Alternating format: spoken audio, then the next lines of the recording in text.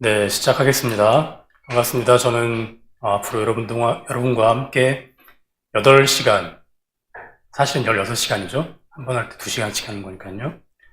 16시간 동안 프란시스칸 경제를 함께 이야기하게 될 작은 형제 김일동 모세입니다. 자, 과목이 이제 프란치스칸 경제라고 되어 있는데요. 프란치스칸 경제라는 단어 자체가 굉장히 익숙하진 않죠. 익숙하진 않은데, 이런 게 있나 싶을 거예요, 아마. 그래서 짤막하게 제가 이제 좀 말씀을 드리면, 프란치스칸 경제라는 것은 그 중세 시민 경제를 주로 이제 이야기할 때 프란치스칸 경제라는 표현을 쓰기도 합니다. 중세 시민 경제가 무엇이냐면 15세기부터 17세기까지 이어진 중세 유럽의 뭐 주류라고까지 하지는 못하겠지만 하지만 꽤 영향력을 발휘했던 경제 체계입니다. 그리고 이 뿌리가 프란치스칸들의 영성과 신학 그리고 실천에 자리 잡고 있습니다. 경제의 기본 요소라고 하면 사유재산, 그죠? 사유재산, 그 다음에 동등한 가치교환, 요거 제가 나중에 또 말씀을 한번 드릴게요. 그 다음에 재분배의 원리를 다 가지고 있어요. 현대 자본주의 경제가 가지고 있는 그 원칙들을 다 가지고 있는 거죠. 그것을 중요하게 여기면서도 그 원리를 지배하는 근본 원리, 그러니까 이 세 가지 원리를 지배하는 근본 원리가 있는데 이 근본 원리가 무상성이라는 것이고 형제성이라는 것입니다. 이 두 단어는 앞으로 여러분 귀에 못이 박히도록 듣게 될 것입니다. 그래서 무상성과 형제성은 적당한 시간이 되면 제대로 한번 정리를 해서 말씀을 드리도록 하겠습니다. 일단 뭐 대강 이렇게 무상성이라고 하면 무상으로 무언가를 해준다 이런 말 같죠? 그렇게 이해를 하시면 됩니다. 모든 것은 다 하느님의 것이다. 그래서 다시 무상으로 하느님께 감사롭게 돌려드린다가 무상성이라고 일단 지금은 그렇게만 이해하시면 돼요.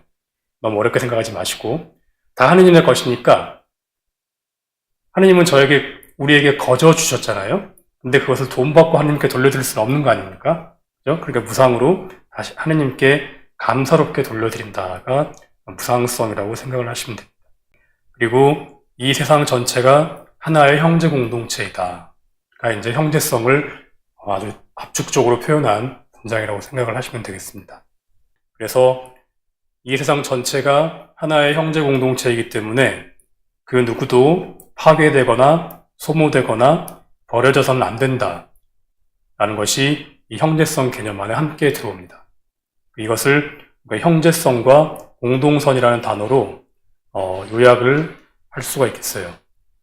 지금 제가 말씀드리고 있는 이 무상성이라든지 형제성이라든지 공동선이라는 단어는 우리가 수업을 진행하면 할수록 더 이제 깊어지고 더 더 이해하기 쉬워질 것이고 나중에 가서는 이것을 이제 어떻게 적용할 것인가 문제까지도 함께 다루게 될 것입니다.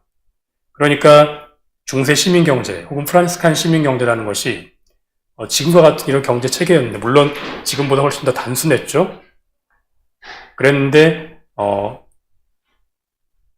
무상성과 형제성이라는 원칙에 지배를 받는 시장 경제였다는 거죠. 근데 지금은 이 무상성과 형제성이라는 이 원칙이 지배하지 않는 경제 구조라고 보시면 됩니다. 그래서 이 시민경제라는 것은 기본적으로 사회 구성원 전체를 무상성과 형제성이라는 원칙이 여러 시장의 원리들을 지배하면서 예를 들어서 동등한 가치교환 원리라든지 사유재산이라든지 재분배 원리를 지배하면서 사회 구성원 전체를 혹은 전체 피조물계 전체를 하나의 형제자매로 연결하는 경제인 것입니다. 그런데 18세기 중반 이후에 근대 자본주의가 득세하면서 대학과 서적과 시장 안에서 사라졌습니다. 이제 남은 것은 사유재산이라는 원리, 동등한 가치교환 원리, 재분배 원리만 남은 거예요. 이것을 꽉 잡아주고 있던 그 부모와도 같은 존재가 사라져버린 겁니다. 하지만 이제 현대 경제가 많은 어려움을 겪으면서 21세기 초부터 다시 학계와 교회의 주목을 받는 경제가 바로 프란치스칸 경제이고 다른 말로 중세 시민 경제라고 이해를 하시면 되겠습니다. 그래서 이 강의의 제목을 이렇게 이해를 하고 시작을 하도록 할게요. 사실은 이 이야기가 제가 앞으로 할 이야기의 전부입니다. 그러니까 한 학기를 이렇게 지금 한 면으로 요약을 해드리고 시작을 하겠습니다. 혹시 이해가 안 되시는 부분이 있더라도 지금 여기 나오는 단어들은 이제 여러분들이 수업이 진행되면 될수록 더 깊이 이해하게 될 것이고 또 더 깊이 적용하게 될 것이기 때문에 지금 잘 이해가 안 돼. 부상성이라는 단어 너무 이렇게 신경 쓰지 않으셔도 됩니다. 형제성이라는 단어 지금 이해가 안 돼. 공동선이라는 단어 마찬가지. 너무 크게 신경 쓰지 않으셔도 됩니다.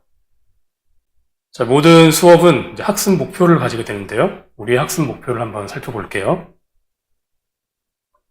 일단 지금 현재 현대 경제 문제의 현실과 원인을 보겠습니다. 그러니까 지금 우리가 겪고 있는 여러 가지 경제 이슈들이 있지 않습니까? 이것을 현실을 한번 보고 그리고 그 원인은 어디에 있는 거지? 라고 한번 조금 지루할 수는 있겠지만 그 서양의 전통을 좀 따라가 보겠습니다. 그리고 이러한 문제가 많은 현대 경제의 대안으로서의 프란시스칸 시민경제 내용을 학습을 하겠습니다. 근데 학습을 하는데 어떻게 하느냐? 먼저 중세 프란시스칸들의 경제 형성 뿌리를 살펴보겠습니다. 그리고 이러한 영성이라는 뿌리를 바탕으로 중세 프란시스칸들이 어떠한 경제를 펼쳤는가. 참 이게 모순되죠, 여러분 듣기에. 프란시스칸 수도자들이 경제를 펼쳤다라는 것. 아무튼 그러한 과정들을 다 보도록 할게요. 그리고 마지막으로 오늘날을 위한 경제적 전환을 논하겠습니다. 사실은 우리가 이제 학교라면 학습 목표 중에 하나가 더 붙어야 돼요. 그래서 우리는 이렇게 시험을 치겠습니다. 그래서 리포트를 받겠습니다 해야 되는데 우린 훨씬 더 마음 편하게 진행을 하도록 하겠습니다. 혹시 질문이나 여기까지 이해가 안 되는 부분은 없으시죠? 참고서적 몇 권 소개를 해드릴게요. 먼저 교황문헌입니다. 사회회칙이죠. 교황 베네딕토 16세의 진리 안의 사랑입니다. 2009년도에 나왔고요.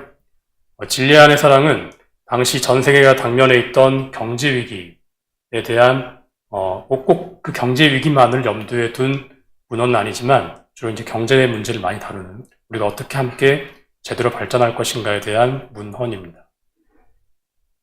이 진리 안의 사랑이 대단히 우리는 잘 몰랐지만 대단히 프란시스칸적인 요소를 많이 담고 있습니다.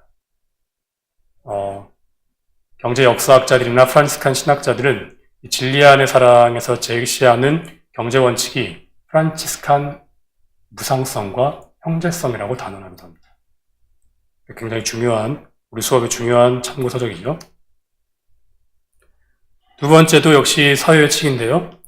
교황 프란치스코의 찬미받으소서입니다. 2015년도에 나왔고요. 워낙 유명한 회칙이니까 다들 잘 아시겠죠? 찬미받으소서는 생태위기에 대한 그 응답으로서 프란치스코 교황이 제시한 사회회칙인데요. 이 안에서도 역시 경제 문제가 다루어지고 있고 다루어질 수밖에 없습니다. 그 이유는 제가 나중에 말씀을 드릴게요. 그리고 이 안에서도 무상성과 형제성이 간단한 그런 뭐라고 할까요? 그 주춧돌처럼 서 있습니다. 다음으로 교황 프란치스코가 발간한 또 다른 사회회칙 모든 형제들입니다. 찬미받으소서와 모든 형제들 이 제목은 두 문헌 다 프란치스코가 했던 말을 그대로 가져왔습니다. 프란치스코 성인이 했던 말을. 찬미받으소서는 라우다토 시죠. 태양 형제의 노래.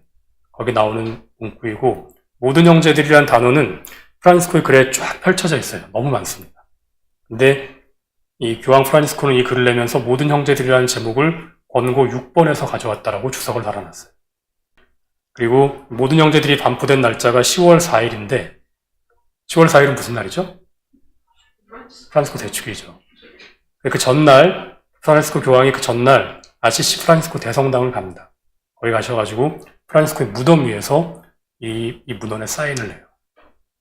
그러니까 철저하게 성 프란치스코의 정신대로 이 문헌이 작성되었음을 이제 그대로 보여준 것이죠. 그래서 기본적으로 진리 안의 사랑이든 찬미받으소서든 모든 형제들이든 모두 프란시스칸적인 맥락을 가득 품고 있는 회칙들입니다. 그리고 이 세 문헌 모두 다 그런 관점에서 경제와 생태를 논하고 형제성을 논하고 공동선을 논하고 있습니다.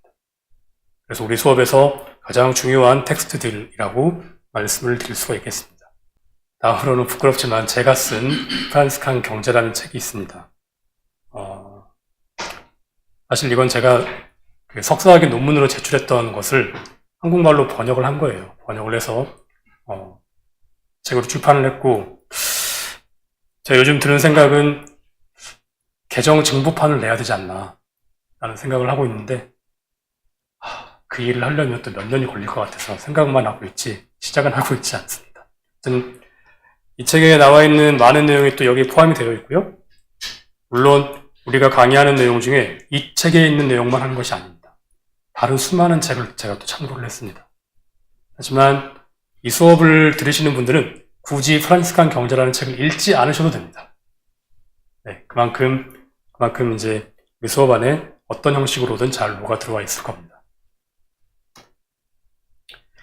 그 다음에 루이지노 브루니가 쓴 코무니타스 이코노미라는 책인데요. 굳이 번역을 하자면 공동체적 경제겠죠? 루이지노 브루니는 그 시민경제, 특별히 프란스칸들이 발전시킨 그 시민경제에 기반해서 경제를 이야기하는 이탈리아 학자입니다. 한국말로도 번역이 되어 있습니다. 네. 저도 이 책을 우연치 않게 갖게 됐어요. 어디 가서 프란스칸 경제라는 강의를 했는데, 어떤 분이 저에게 이 책을 주면서 가시더라고요.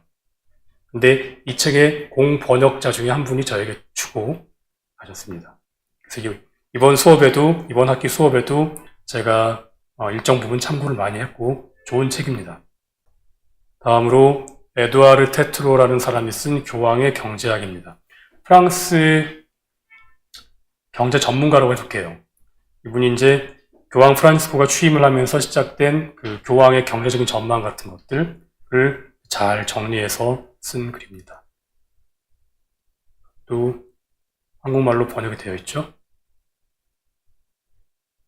네, 돈의 장벽을 넘어 치유의 경제를 말하다라고 부제가 붙어 있네요. 네, 한국어 서적은 이 정도고요. 또 제가 좋아하고 조금 이번 수업에도 많은 참조를 했던 책 중에 하나가 Free and Fraternal Economy라는 책입니다. 마르틴 깔바요 누넷이라는 우리 형제학자가 쓴 거예요. 작은 형제가 쓴 겁니다. 그리고 프란스칸 전망이라고 밑에 부제를 달아놨죠. 스페인 형제인데 스페인어로도 쓰고 영어로도 썼습니다. 그래서 이제 아직 한국어로는 번역은 안 되어 있는 상태입니다. 책도 영어가 편안하신 분들은 읽어보시면 큰 도움이 되시리라 믿습니다. 그래서 우리가 이제 주차별로 어떻게 수업을 할 거냐를 지금부터 좀 설명을 드릴게요. 일단 오늘입니다. 오늘이 1강인데 오늘은 강의 소개 말씀을 드리고 그 다음에 EOF라고 있죠. RCC EOF라고 했는데 Economy of Francesco입니다. 지금 RCC에 Economy of Francesco라는 재단이 설립되어 있어요. 재단이라고 해야 될지 경제 모임이라고 해야 될지 불분명한데 그게 설치가 되어 있고 활발하게 활동을 하고 있습니다. 근데 한국에서 잘 몰라요. 그래서 그 부분을 좀 설명을 드리겠습니다. 그 다음에 오늘 이 오이코스라는 단어를 이해를 하고 넘어가겠습니다. 경제, 생태를 이해하는 데 있어서 오이코스라는 단어를 모르면 시작을 할 수가 없어요. 그래서 오이코스에 대한 이해를 도모하고 그리고 이제 우리 학습 목표 중에 하나가 뭡니까? 현대 경제 문제의 현실을 살펴보고 그 원인도 한번 살펴보겠다 했는데 그래서 불편한 진실 첫 번째 파트를 오늘 함께 살펴보겠습니다. 그렇죠. 진실은 항상 불편하죠. 그리고 다음 주에는 불편한 진실 두 번째 이야기를 좀 해보고 그러면 이 불편한 진실의 원인이 무엇인가 완전히 뿌리까지는 아니더라도 그 중간 원인쯤 되는 그 무엇인가를 한번 훑어보도록 하겠습니다. 세 번째 강의는 이제 중세 시민경제의 재발견, 즉 21세기에 와서 이 중세 프란스칸 경제가 재발견되었는데 이 재발견된 어떤 여러 가지 짧은 과정을 함께 나눠보고요. 그리고 드디어 이제 전통의 시작, 아시시의 프란치스코를 함께 살펴보겠습니다. 그리고 네 번째 주에는 프란치스칸 오이코스 관리의 중심 영성이 무엇인가. 아직 여러분들이 오이코스란 단어에 대한 이해를 도모하지 않았기 때문에 제목만 알고 가시면 되겠습니다. 그다음 5강에서는 오이코스의 구성원은 무엇인가, 인간과 피조물, 그리고 이제 이렇게까지 한 다음에 여기 빠져 있는데요.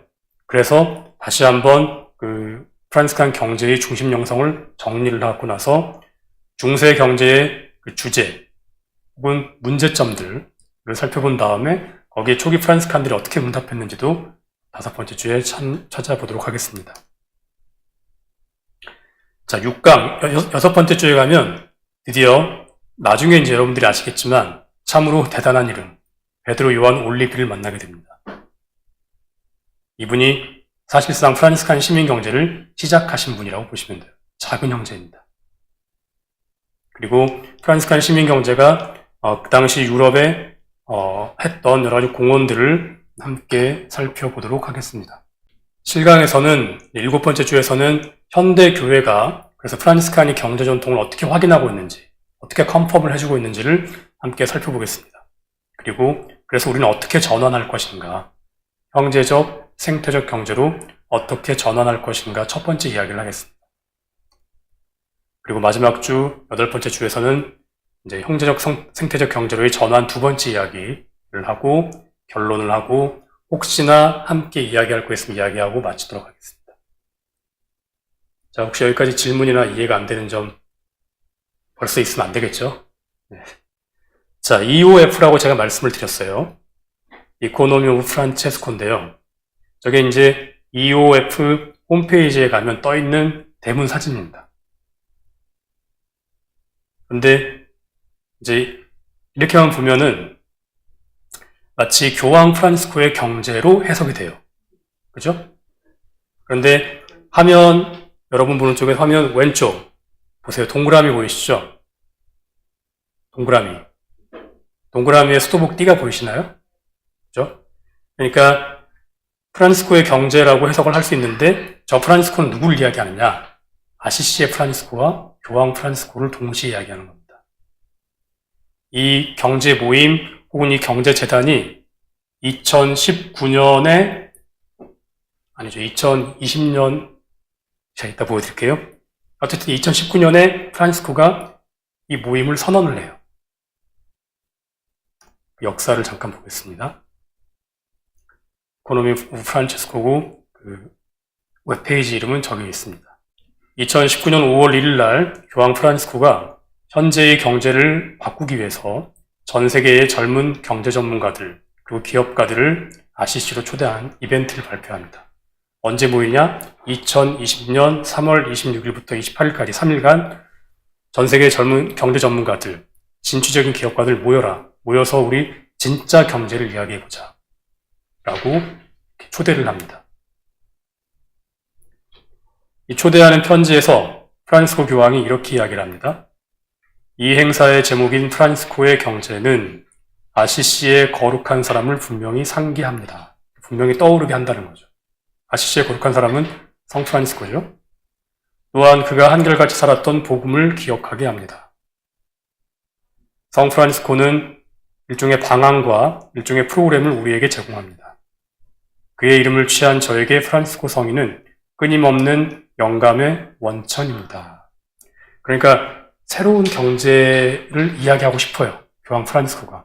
근데 마치 회칙 찬미받으소서의 뒷배경에 아시시의 프란치스코가 서 있는 것처럼 회칙 모든 형제들의 뒷배경에 아시시의 프란치스코가 서 있는 것처럼 이 모임의 뒷배경에도 아시시의 프란치스코가 서 있는 겁니다. 그래서 120개 국가에서 3,000명 이상의 경제 전문가들과 젊은 경제 전문가들과 기업가들이 지원을 합니다. 근데 이때 무슨 일이 생기죠? 코로나19가 발생해요. 그래서 2020년 3월 모임이 2020년 11월로 수년됩니다. 그리고 그 사이에, 그럼 이제 수년 됐으니까 그 사이에 놀았느냐? 그게 아니에요. 이 지원한 사람들이 이미 있잖아요? 이 사람들끼리, 이 기간 동안 12개의 주제로 마을을 형성합니다. 마을을 형성해서 온라인인 거죠. 모일 수는 없으니까요. 정기 온라인 모임을 진행하고 여기에 2,000명 이상의 젊은이들이 참가합니다. 그리고 2020년 11월에 마침내 모임을 가지는데 오프라인 행사는 못 가지고 3일 동안 온라인 글로벌 행사를 개최합니다. 그리고 최종 문헌을 채택해요. 이 이후로 어떠한 작업들이 있느냐? 이코노미움 프란치스 EOF 아카데미가 설립이 됩니다. 학자들의 모임이에요. 주로 이태리어권을 중심으로 이런 학자들이 있습니다. 그 다음에 EOF 스쿨이 설립됩니다. 이제 이 프란시스코의 경제의 정신을 가르치는 거죠. 프란시스코의 경제의 실천 방법을 가르치는 거죠. 그리고 썸머스쿨도 생깁니다. 그러니까 바쁜 사람들, 여름에만 시간을 낼 수 있는 학생들, 젊은 경제 전문가들을 위해서 썸머스쿨을 열게 됩니다. 그리고 엔트러프레너십이라고 해서 기업가 정신이 무엇인지를 이야기하기 시작합니다. 사업을 해야 한다면 이렇게 해야 합니다라고 이야기를 하는 거죠. 그리고 경제민주화를 이야기합니다. 경제민주화란 무엇이냐? 경제활동과 자원의 분배 과정에서 공정성과 형평성을 확보하려는 노력으로 보시면 돼요. 짤막하게. 재벌개혁이라든지 공정거래라든지 노동권 강화, 소득 재분배 등을 이제 이 EOF에서 활발하게 이야기하고 선언하고 이런 일들이 지금도 계속해서 이루어지고 있습니다. 아까 12개 마을을 설립했다고 했는데 실제로 마을을 설립한 것이 아니라 워킹 세션을 만든 거죠. 각 주제별로 토론하고 주제별로 토론하고 어떤 결과물을 내고 촉구하고 무언가를 어떤 행사를 진행하고 그래서 12개 마을을 보면 행복을 위한 정책 이것에 대해서 얘기하는 그룹이 있는 거예요. 그러니까 이게 어떤 개념에 반대냐면 수익에만 이익을 내는 데만 혈안이 되어 있는 그런 경제정책이 아니라 행복을 만들어내는 경제정책을 이야기하는 그룹입니다. 그리고 에너지와 궁핍 문제, 가난, 그 다음에 삶과 라이프스타일, 우리 삶이 어떠한 라이프스타일을 가져야 하는가 이런 것들을 이야기하는 그룹도 있습니다. 그리고 사업과 평화, 그리고 여성과 경제의 관계. 사실 우리나라도 얼마 전까지는 그랬지만 아프리카나 인도 같은 데 가면 여성은 철저하게 경제 주체로서의 자리에서 배제되어 있습니다. 많은 부분. 그 얘기를 하려면 또 시간이 길어지기 때문에. 그리고 전환 중인 사업 모델. 그러니까 이것도 마찬가지예요. 수익이라든지 이익 창출에만 몰두되어 있던 사업 모델이 이제는 다르게 변화되어야 한다. 라는 것을 함께 이야기하는 것이죠. 그 다음에 노동과 돌봄, 그리고 탄소 불평등의 문제. 요건 제가 또 지나가면서 더 얘기를 하겠습니다. 그 다음에 관리와 은사죠. 네, 문제. 경영과 은사, 경영과 선물 좀 해둘게요. 그 다음에 소명과 이익. 자, 나는 이런 사업을 하고 싶은 소명이 있어요. 소명을 느껴요. 그것과 이익의 관계는 어떻게 되는 것이냐. 이런 문제들을 이야기합니다. 그 다음에 농업과 정의. 사실 가장 부당한 대우를 받는 산업이 농업이죠. 세계 대부분의 나라에서 그렇습니다. 그 다음에 이제 금융 혹은 재정과 인류애. 이렇게 12개 마을을 나눠가지고 활발하게 토론도 하고 어떤 결과물도 내고 촉구도 하고 뭔가 행사도 하고 그렇게 하고 있는 거죠.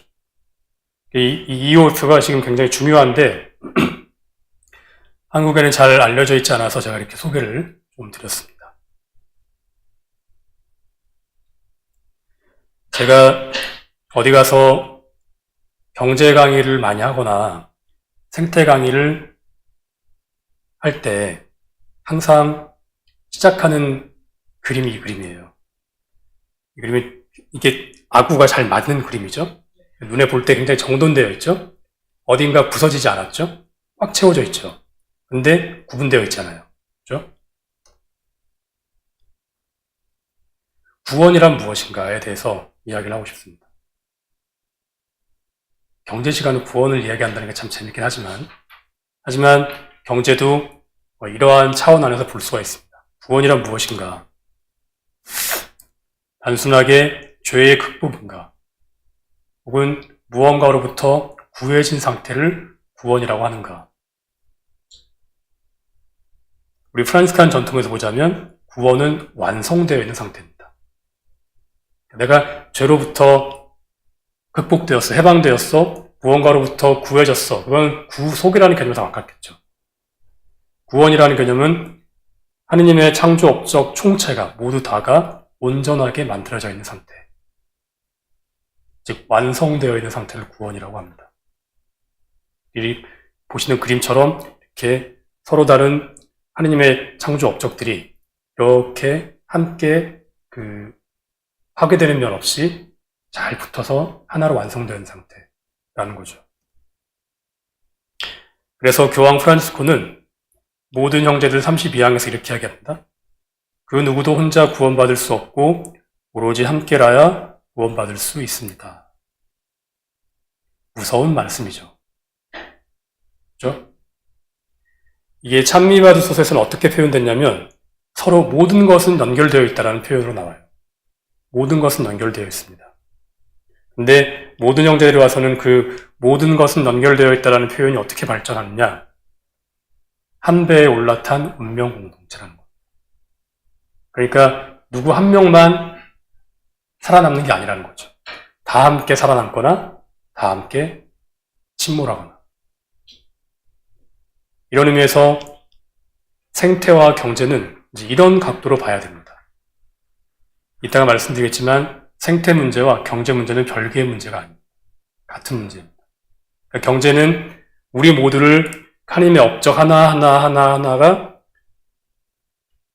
파괴됨 없이 온전하게 하나로 이렇게 결합돼서 하나님께 잘 돌아가도록 하는 그 과정 전체 중에 중요한 일부가 경제라고 말씀을 드릴 수가 있겠습니다.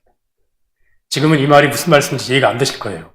하지만 강의가 끝날 때는 누구나 다 속으로 그렇게 확신을 하게 될 겁니다.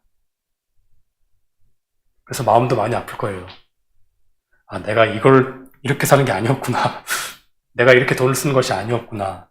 라는 여러 가지 자책은 저는 지금도 하고 있습니다. 먼저 아까 말씀드린 대로 오이코스라는 개념을 먼저 우리가 잡고 가겠습니다. 오이코스는 그리스어로 집을 의미합니다. 집을 의미하고 이 단어가 서방어, 영어라든지 서방어에서는 에코라는 어드로 진화를 해요. 그래서 그 대표적인 단어 중에 하나가 우리가 생태라고 번역하는 이콜로지입니다. 이콜로지는 그 어원적으로 보자면 오이콜로기아예요. 그리고 이것을 어원적으로 뜻을 풀이해 보자면 집에 관한 연구, 집에 관한 진실, 혹은 이렇게 풀이할 수도 있습니다. 이 집은 무엇인가요? 그러니까 생태라는 단어를 그리스어적인 어원에서 보자면 오이콜로기아. 생태라고 하면 우리는 흔히 환경을 먼저 떠오르죠. 근데 그보다 훨씬 더 큰 거라는 거죠. 자연보호의 문제가 아니라는 겁니다. 집에 관한 연구, 집에 관한 진실, 이 집은 무엇인가의 문제가 바로 생태라는 단어 이콜로지입니다. 그리고 같은 어두를 가지고 있는 또 다른 단어, 경제입니다. 이코노미라고 하죠. 이것을 어원적으로 보자면 오이코노미아가 됩니다. 오이코노미아. 자, 오이콜로기아는 우리가 생태라고 부르는 오이콜로기아는 이 집은 무엇인가에 대한 어떤 질문이에요. 질문 혹은 문장입니다. 그러면 오이코노미아는 그러면 이 집을 어떻게 관리해야 하지? 라는 거예요. 이 집은 무엇이지? 그 다음에 이 집은 이런 거였구나. 그럼 이 집을 어떻게 관리해야 하지? 가 이코노미 혹은 오이코노미아 혹은 우리가 흔히 얘기하는 경제라는 겁니다. 지금부터는 경제라는 단어를 떠올릴 때 생산, 유통, 소비라는 단어만 생각하시면 안 됩니다. 경제는 이 집을 어떻게 관리할 것인가의 문제예요. 그에 대한 응답이자 그에 대한 실천입니다. 그래서 언젠가 작년인가 가톨릭 기후행동에서 저에게 생태적 경제에 대해서 1시간 동안 강의를 부탁을 한 적이 있었어요. 근데 제가 이 어원풀이를 하면서 사실 생태적 경제라는 단어는 동어 반복입니다. 라는 말씀을 드렸습니다. 경제는 무조건 생태적일 수밖에 없어요. 왜냐하면 이 집이 무엇인지를 알고 그래서 이 집을 어떻게 관리할 것인가에 대한 우리들의 대답이자 태도이기 때문에 그렇습니다. 그러니까 집을 이야기하는 거예요. 생태적 경제는. 그래서 앞으로는 여러분이 생태라는 단어를 떠올 때도 그렇고 경제라는 단어를 떠올 때도 집이라는 단어를 생각하셔야 됩니다. 내 집. 나는 내 집을 알고 있는가? 이건 이제 이콜로지의 문제인 거예요. 생태의 문제. 그럼 나는 이 집을 어떻게 관리하고 있지? 내가 이 집을 어떻게 대하고 있지? 이 집의 구성원들에게 어떻게 대하고 있지? 이것이 이제 생태와 경제의 문제가 되는 것입니다.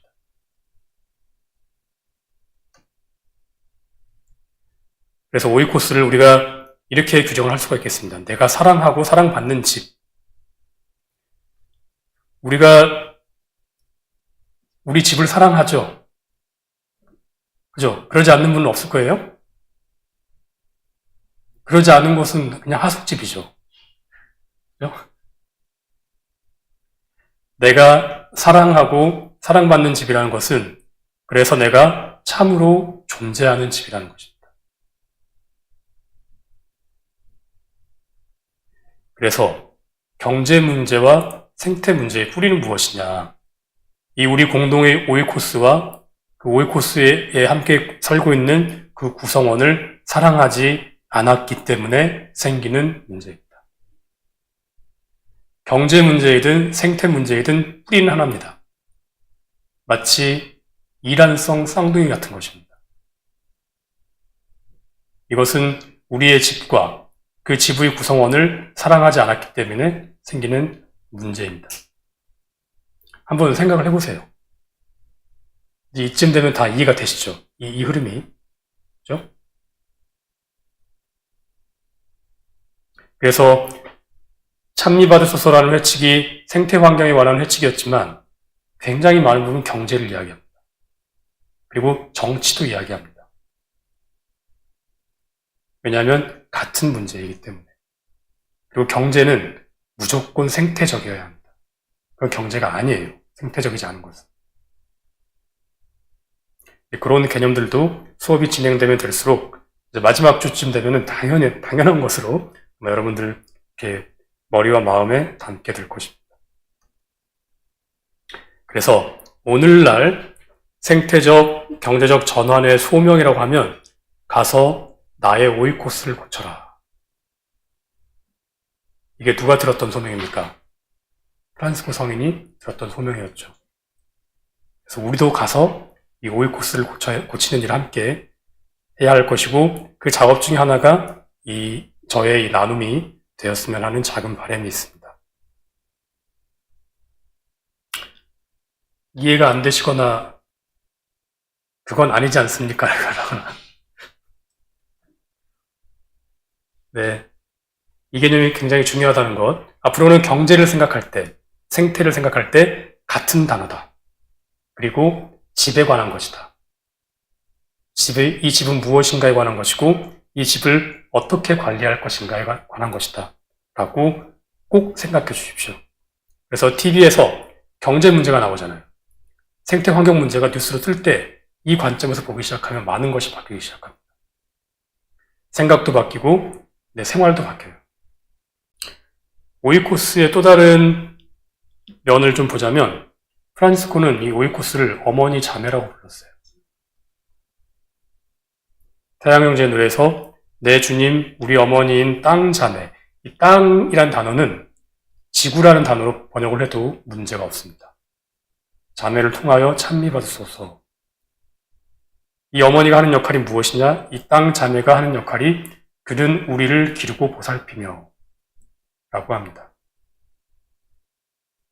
즉 이 집이 우리를 기르고 보살펴 왔다는 거예요. 그건 부인할 수 없는 사실입니다. 이 지구가 없으면 우리가 어떻게 삽니까? 서 있을 뭐가 없잖아요, 아무것도. 태어날 여건 자체가 갖춰지지가 않는 거죠. 이렇게 이 오이코스는 우리를 기르고 보살피는 어머니, 자매인 거죠. 그렇게 우리의 집입니다. 그 프란시스코 말하는 어머니는 이렇습니다. 어머니가 되는 형제들은 보호할 것입니다. 그러니까 어머니가 되는 형제들은 형제들을 보호하라는 거예요. 나는 그대에게 어머니로서 말합니다. 마치 어머니가 자기 자녀를 사랑하고 기르듯이 자기 형제를 사랑하고 기를 것입니다. 라고 하면서 어머니라는 표현을 프란시스코는 꽤 많이 사용합니다. 그러니까 프란시스코가 이야기하는 어머니는 주로 보호하고 기르고 보살피는 그런 이미지예요. 그런데 미국의 한 학교에서 이런 말이 나왔습니다. 그때도 프란시스칸 학교였는데 세미나였던 거죠. 이러한 어머니를 이제 우리가 보살펴야 된다. 이 어머니가 우리를 기르고 보살폈듯이 이제 우리가 이 병든 어머니를 기르고 보살펴야 한다라는 것이죠. 그런 관점에서 이 수업이 진행될 예정입니다. 제가 이 강의록은 한 주제가 끝날 때마다 잘라서 보내드릴게요. 이거 그대로 그 PDF로 만들어서요. 그래서 너무 적는데 너무 이렇게 힘들어하시지 마시길 부탁드립니다. 자, 그래서 경제, 오이코노미아. 이제 오이코스라는 단어를 보았고, 그죠? 그리고 이 오이코스를 프란시스코가 어떻게 이해했는지도 보았고, 그래서 그렇다면 이 오이코스를 담고 있는 문장 안에, 글자 안에 담고 있는 오이코노미아를 보겠습니다. 사전적 정의론은 이래요. 인간의 공동생활을 유지 발전시키기 위해 필요한 물질적 재화와 서비스의 생산, 유통, 소비 활동 또는 그것을 통하여 형성되는 사회적 관계. 자, 사전적 정의만 봐도요. 생산, 유통, 소비만 나오는 게 아니에요. 첫 번째, 공동생활이라는 단어가 눈에 띕니다. 그죠? 함께 살아가는 생활이라는 거예요. 두 번째, 유지 발전. 그리고 마지막으로 그것을 통하여 형성되는 사회적 관계까지도 포함합니다. 이 단어만 놓고 봐도요. 지금 현대시대의 경제가 정말 잘 돌아가고 있는가? 벌써 물음표가 떠오르죠. 공동생활이라는 단어를 염두에 두고 있는가? 발전이라는 단어를 염두에 두고 있는가? 그 다음에 이러한 경제 생활을 통해서 형성되는 사회적 관계를 염두에 두고 있는가? 여러분, 마트 가서 물건 하나만 잘못 사도요, 관계를 파탄내는 경우가 있습니다. 예컨대, 내가 산 물건이, 아주 가난한 나라의 어린이들의 노동력을 착취해서 만들어진 것이다.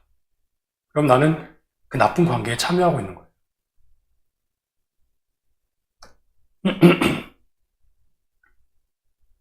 우리말로 경제라는 단어는 경세재민이라는 한자에서 왔습니다. 경세재민의 뜻은 세상과 나라를 다스리고 백성을 구제한다예요. 그런데 지금 우리의 경제가 구제하고 있습니까?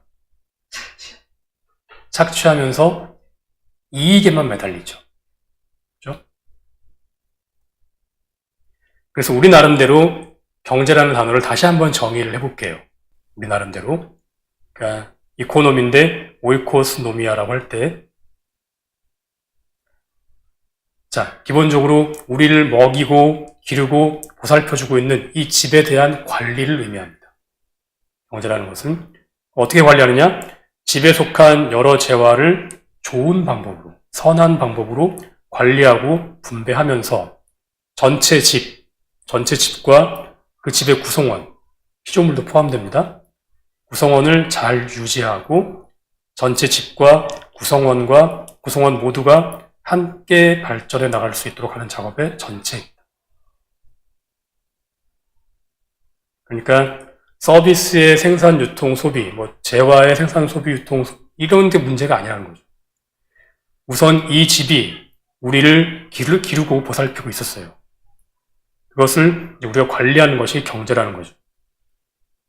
그래서 이 집이 가지고 있는 여러 재화를 선한 방법으로 관리하고 분배하고, 그리고 전체 집과 집의 구성원, 피조물들을 포함해서 이것들을 잘 유지하고 함께 발전해 나가는 작업 전체를 경제라고 하는 겁니다. 잘 따라오고 계십니까? 여러분들이 지금까지 생각했던 경제와는 조금 이미 그렇게 생각을 하고 계셨나요? 혹시 이해가 안 되시거나 이건 아니지 않습니까? 라거나. 네. 이제 이렇게 정의를 해놓고 시작을 하겠습니다. 실제로 교황 프란치스코도 이렇게 얘기합니다. 복음의 기쁨 206항에서 경제는 우리가 함께 사는 집인 이 세계 전체를 적절히 관리하는 기술입니다. 이 집인 세계 전체를 적절히 관리하는 기술입니다. 라고 얘기를 합니다. 그러니까 제가 이야기하는 게 아니라는 거예요.